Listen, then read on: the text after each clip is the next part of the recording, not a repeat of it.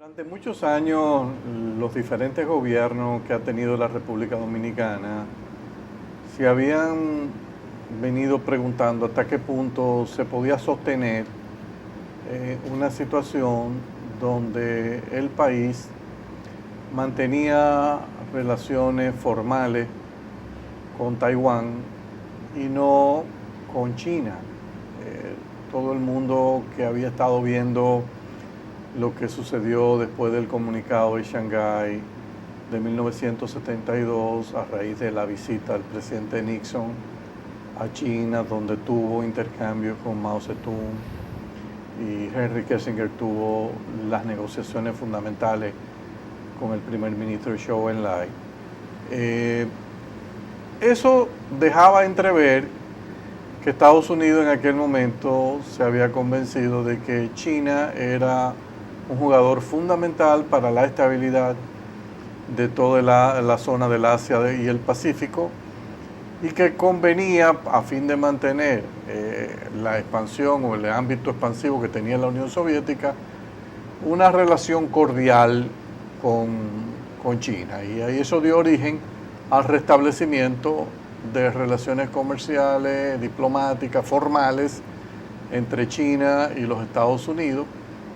Y a partir de ahí una serie de países que a raíz de la Guerra Fría entendían que se tenían que mantener al margen, fueron reconociendo el principio de una sola China, donde Taiwán se entendía en lo adelante como una especie de provincia adicional de China, una zona dependiente o, en el peor de los casos para Taiwán, eventualmente una zona tipo Hong Kong o tipo Macao, donde tiene cierta independencia administrativa, pero se reconocía como parte de China. República Dominicana optó, junto a un grupo pequeño de países, de mantenerse al margen de esto, dándole prácticamente la cara a la historia, al sentido común y a la realidad. O sea, China está ahí. O sea, es hoy día la segunda economía del mundo medida en términos de Producto Interno Bruto a precios corrientes. Si lo medimos a precio de paridad de poder adquisitivo, es mucho más grande que Estados Unidos. O sea, medido en dólares internacionales con poder de compra interno en China vis a vis interno en compra en los Estados Unidos. Es la economía más grande del mundo en términos del volumen de comercio exterior, o sea, exportaciones e importaciones. Es realmente el centro manufacturero de la economía mundial, con una población enorme, más de 1.300 millones de chinos, tiene un peso específico de prácticamente el 20% de la población mundial, o sea, es la población más gigantesca que tiene y que puede mostrar país alguno del planeta. Entonces, República Dominicana decidió, sin embargo, yo me voy a mantener con Taiwán. Taiwán ha sido un país solidario con nosotros, nos ha dado mucha ayuda. Todos los años hacen donaciones de equipos, de vehículos, de computadoras, apoyo a las escuelas, a los hospitales, al 911, una serie de contribuciones que ha hecho. Pero realmente la economía de Taiwán en comparación con la economía china es apenas el 5%. O sea, mientras muchos países del mundo decidieron aliarse a una economía de 100% que es China, otros optamos por una que apenas era la 20ª parte, el 5% de la economía china. Y eso no hacía sentido, porque hasta cierto punto el principio de la política de China, de una sola China, que era fundamental para el restablecimiento, el establecimiento de relaciones con China, requería ese reconocimiento y, en consecuencia, la suspensión y rompimiento de relaciones con Taiwán. Yo pienso que aquí pesó mucho el efecto nostalgia, el efecto cariño, pero con el tiempo los gobiernos se fueron dando cuenta que esto estaba teniendo un precio relativamente alto. No mantener relaciones formales con China nos cerraba muchas fuentes de potenciales inversiones en territorio dominicano que podrían contribuir a mejorar nuestra competitividad. desde hacía tiempo se venía entonces señalando la necesidad de que se tomara una decisión en ese sentido, y finalmente el gobierno dominicano aparentemente venía teniendo contactos con China en esta dirección desde hace aproximadamente un par de años, y ahora se anuncia este lunes de esta semana que termina finalmente el establecimiento de relaciones formales y la finalización del largo periodo que República Dominicana tuvo de relaciones formales con Taiwán. Pienso que es una decisión 100% correcta que ha tomado el gobierno dominicano. ¿Qué se puede esperar de esto? ¿Qué esto puede significar? Bueno, todo va a depender de la capacidad negociadora de nuestro país, de la selección exacta de las áreas donde nosotros pensamos que China puede hacer una contribución significativa, pero teniendo en cuenta que los chinos no van a invertir aquí por obra y gracia del Espíritu Santo y como unos Santa Claus que andan en el mundo repartiendo. No, ellos van a invertir en áreas donde ellos esperan tener un retorno razonable, donde puedan tener un impacto, y reconociendo la importancia de que se reconozca el papel de China como un jugador a escala mundial cada vez más importante. O sea que no solo ya vamos a mirar las directrices del gobierno de los Estados Unidos, sino que en algunos estamentos tendremos que escuchar cuál es por lo menos el planteamiento que está empujando China, que en ocasiones ala en la misma dirección de Estados Unidos, pero en otras ocasiones no necesariamente alan en la misma dirección. República Dominicana durante un tiempo ha venido aspirando a una posición en el Consejo de Seguridad de las Naciones Unidas. Eso era un mito, era algo prácticamente una ilusión, porque si tú no reconocías a China, que tiene un papel importante en la votación y en la selección de esos miembros, ¿cómo tú puedes estar aspirando a pertenecer a eso? Ese panorama puede cambiar en un futuro ahora, o sea, porque ahora ya nosotros formamos parte del concierto de más de 175 naciones que entienden que China es China y que hay una sola China y que Taiwán eventualmente va a tener que decidir cuál va a ser su futuro. Como dijo un profesor de una universidad nacional de Taiwán, decía: ¿qué va a pasar con nuestra soberanía cuando nadie nos reconozca, cuando ya no tengamos más?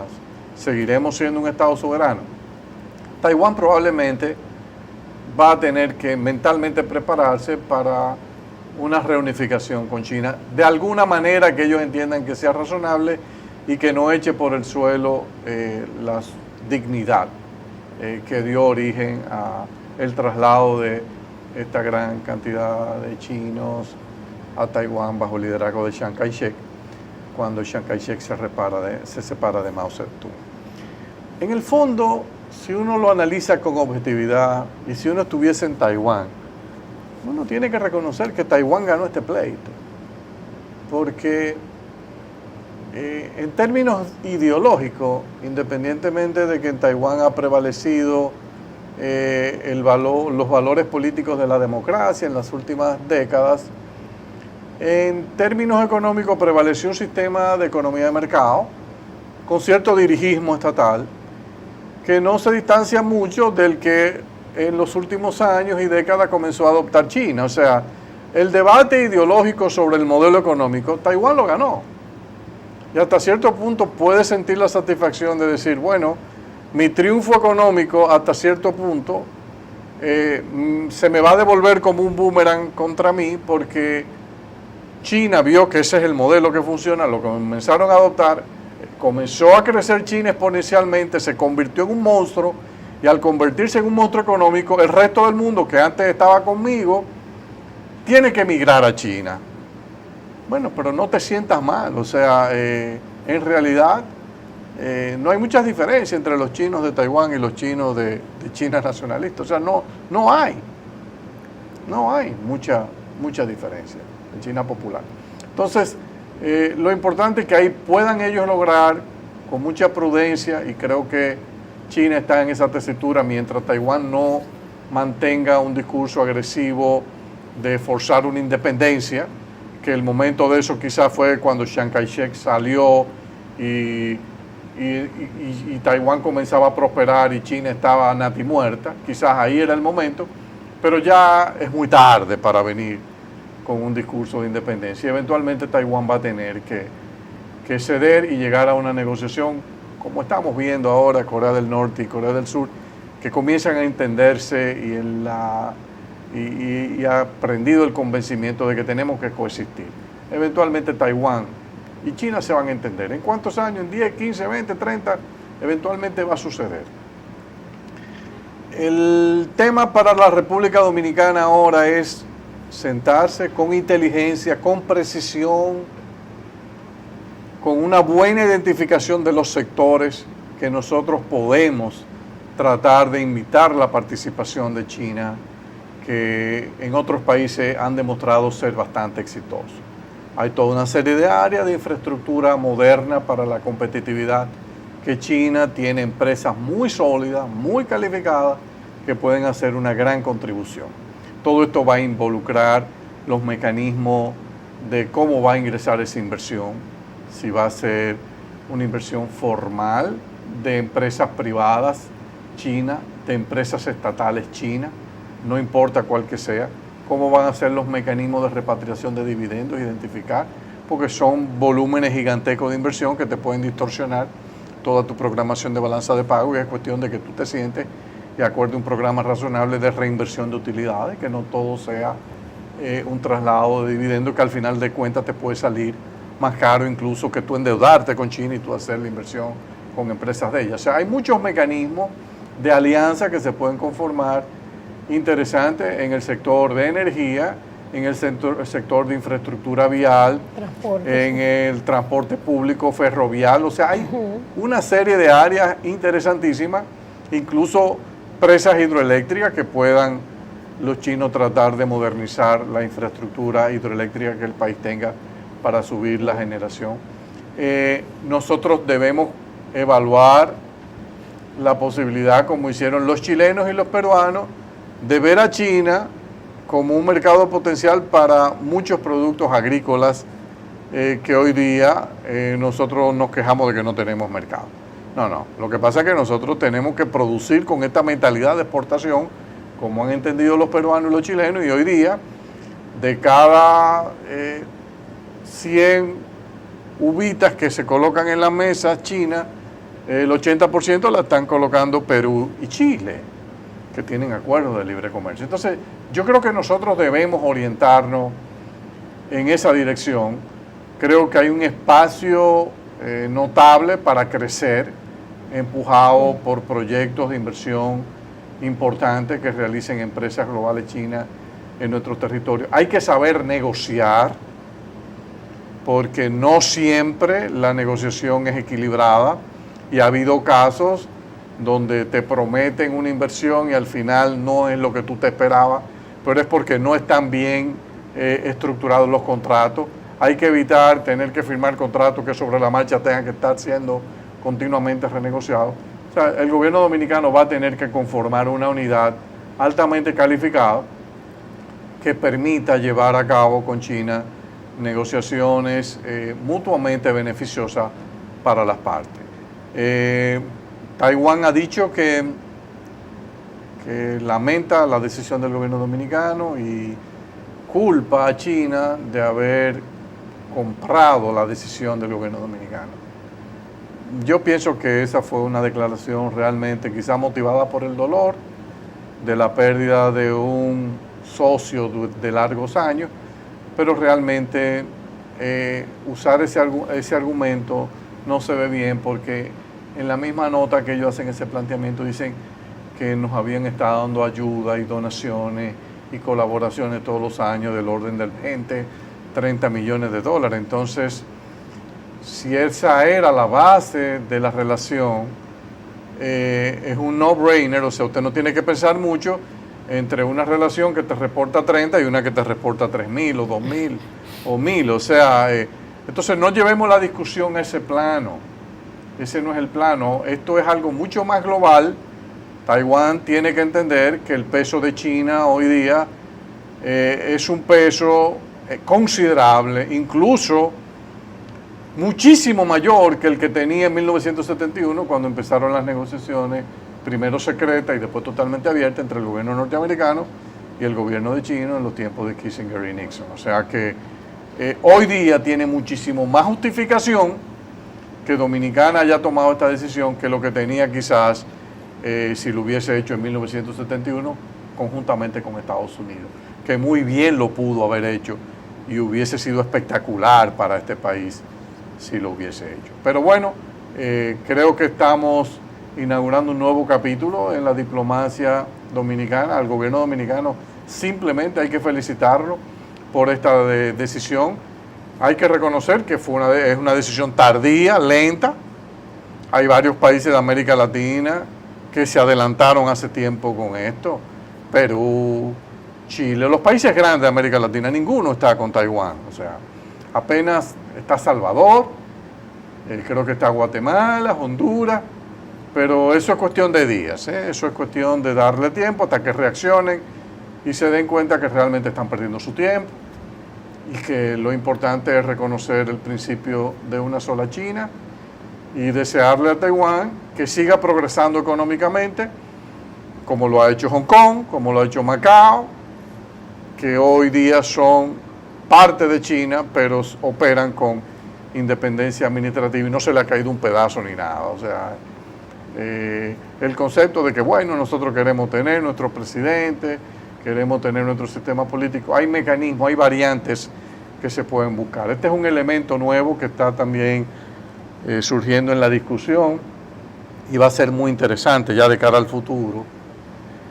Y es el tema de que los valores de la democracia hoy día van a tener un contrapeso en China como modelo político para alcanzar el progreso y el desarrollo. Hasta ahora se tenía como una verdad absoluta que solo la democracia podía ser el vehículo institucional en el ámbito político para promover progreso, prosperidad y felicidad. Eso está en tela de juicio, porque lo que se está viendo en China es que con un modelo que no es democrático, que es un modelo de selección de autoridades por un poliburó, por un comité político, donde hay un solo partido político, que es el Partido Comunista Chino, ese modelo a usted le puede gustar o no le puede gustar. Y no estamos diciendo ahora que nosotros tenemos que cambiar el modelo nuestro. Usted le puede gustar o no le puede gustar, pero ese modelo, en el caso chino, ha permitido crear riqueza, prosperidad, felicidad y atacar brutalmente el problema de la pobreza. Entonces hay todo un debate a nivel global de si este resurgimiento, este fuerte crecimiento y penetración de China como jugador global va a llevar también a un debate de los modelos de gobernabilidad política y de democracia. Lo que sí por lo menos debe motivar es a meditar y a pensar si todas las sociedades del mundo están realmente preparadas, concientizadas y comprenden las responsabilidades y derechos de los sistemas democráticos. Porque la política global norteamericana de imponer democracia a rajatabla, independientemente de los principios culturales, países, por ejemplo, del Medio Oriente, etcétera, todo lo que se derivó, todo el desastre derivado de la primavera árabe, va a poner en tela de juicio si quizás en una transición hay países que necesitarían tener gobiernos relativamente autoritarios que impongan reglas, condiciones, hasta que esas sociedades estén listas para dar el salto a este sistema bello, que es el sistema de la democracia, pero que, como se ha visto en el resto del mundo, es uno de los sistemas políticos más costosos en términos de el drenaje de recursos que le exigen a los privados que viven en ella. Mira, Andy, tú pones el caso de China, tú en programas anteriores has hablado del caso de Singapur, que no es un caso que está muy lejos de eso, ¿verdad? Que es un tema de, Sí. ¿verdad? No un autoritarismo, pero es un Era un autoritarismo. Sí. Realmente llevó una economía así. Mira, yo vi hace poco una película muy vieja que se llamaba American Gangster. Y en esa película, la historia de un narcotraficante muy peculiar y diferente, como él, cuando rompe el esquema que ya llevaba, comienza a decaer rápidamente. Y en un momento de la película, que él viaja donde su suplidor, le dice el suplidor, y lo mira, viendo todo lo que está pasando, viendo que ya se estaban retirando las tropas, que era la forma de él de llevar la droga ya. Él viaja y él le dice, mira, recuérdate que el que se retira estando en la cima no fracasa. Y él se devuelve y sigue con su tema y evidentemente fracasa en el tiempo. Y es un caso que uno puede decir que le puede ir bien a Taiwán. Tú dices, bueno, Taiwán es el gran ganador y quizás es un momento, ya hace muchos años, yo creo que ya hace más de 20 años, era el momento para decir, mira China, hay una oportunidad de que yo hable contigo, claro, porque tú cambiaste, ¿verdad? El problema es que si dura mucho tiempo sin hacerlo, entonces ya el argumento es otro. Aunque tienen otros argumentos, pero digamos que el argumento es otro. Ciertamente yo creo que este paso que ha dado el gobierno dominicano era un paso hasta natural. Mira, las universidades aquí en República Dominicana ya te dicen que tú quieres inglés o mandarín. Ya hay universidades donde no es obligatorio. Antes era obligatorio pasar 4 niveles de inglés. Ya te dicen, no. Tú tienes inglés, antes era inglés y un poquito de francés quizás. No, ahora es inglés y mandarín. Si tú decides el mandarín, no tú tienes que ir por el inglés. Aquí el principal país de importación es China. ¿Ok? Aquí ya el dominicano, digamos que tiene cierto nivel de ingresos. Antes no pensaban en ir a China, ahora ya todos han ido a China. Ir a las ferias chinas aquí en República Dominicana se volvió un hobby. Sin tú tener un negocio, ya tú viajabas a China y viajas a China para ver qué oportunidad de negocio existe. Claro. Entonces estamos hablando que China era parte natural de la República Dominicana. Nosotros lo que nos faltaba, como bien tú dices, era esta relación explícita que nos puede llevar a acceder a mucho dinero. Mira, yo soy un poco más romántica con el tema de Taiwán. Entonces, bueno, tú caminas por cualquier pueblo dominicano y tú ves este hospital que lo donó Taiwán. Es una relación de muchos años que desde la perspectiva, como ellos dicen, mira, demostró ser realmente una relación, ¿verdad? Que era más de Taiwán hacia la República Dominicana. Y bueno, y está todo el mundo hablando de los casos de Costa Rica. Tú diste un punto, para mí el punto fundamental, que hemos sido muy malos, hemos demostrado que somos malos y que quizá entonces tenemos que traer los negociadores de otro país. Nosotros no hemos demostrado que somos buenos negociadores. No. Y a veces, en medio de la desesperación, que es como nosotros tendemos a hacer nuestros acuerdos, habría que ver cuál es el nivel de desesperación. Hay gente que está diciendo, no, mira, como ya no viene el dinero de Brecht, ya no tenemos Venezuela tampoco, nosotros necesitamos otra fuente de financiamiento y en este escenario es que se dé el acuerdo con China, sea así, no sea así. La realidad es que era el paso que debíamos dar hace mucho tiempo. Económicamente, por lo que tú dices, contra nosotros no podíamos tener un voto negativo para el tema de pertenecer a lo que es el Consejo de Seguridad de las Naciones Unidas. Entonces, yo creo que es un paso fundamental. El próximo es más importante y es el tema de negociación. Sí, porque yo no quiero dentro de 15 años que estemos hablando del gasto tributario, de las relaciones. Entonces, que comience a ser la capital principal, comiencen a ser, no de que Zona Franca, ni el ITEBI, que comiencen a ser las empresas chinas en República Dominicana. Sí. Entonces, eso es lo que nosotros tenemos que evitar. Y para eso, tú puedes no estar preparado para negociar con China.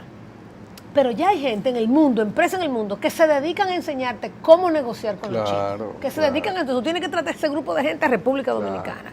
Tú tienes que tener un equipo muy fuerte, si no tú le importas, franceses, donde tú quieras, para que se sienten a negociar estos acuerdos con China. Tenemos grandes oportunidades a nivel de comercio, a nivel de inversión, a nivel cultural, a nivel inclusive de capacitación. Los chinos, donde quiera que llegan, ellos ponen, pero ellos exigen y son expertos en copia, en decir, mira, ven, pero yo me tengo que quedar con el knowledge que tú me trajiste aquí. Aquí no es que tú vas a venir y que vas a tener un búnker y yo no voy a saber qué es lo que tú estás haciendo. Así mismo tratan sus relaciones.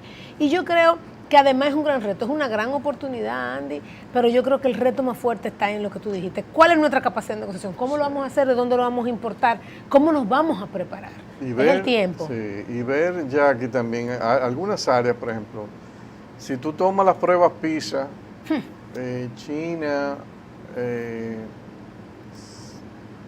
tiene ahí varios países, varias de las provincias de ellos.